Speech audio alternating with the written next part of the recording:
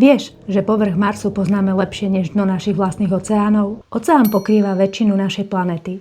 A my sme vizuálne preskúmali menej ako 0,001% jeho dna. To zodpovedá ploche menšej ako 1/10 Belgicka. Doslova nevieme, čo sa tam deje. Naše boje a sondy bežne merajú len do hĺbky 2000 metrov.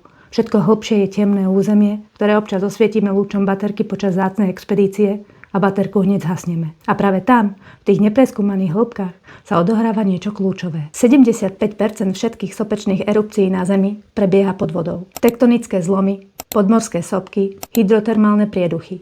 Všetky uvoľňujú do oceánu obrovské množstvá energie. Energie, ktorá sa na hladine často vôbec neprejaví, ale postupne ohrieva celý oceán zdola. Naše klimatické modely tento faktor takmer ignorujú. Nie preto, že nie je dôležitý, ale preto, že ho nevieme merať. A tak sledujeme teplotu oceánu zhora, modelujeme atmosféru, počítame emisie a pritom nám uniká celý motor, ktorý pracuje pod nohami, v tme, na dne a zosilňuje sa.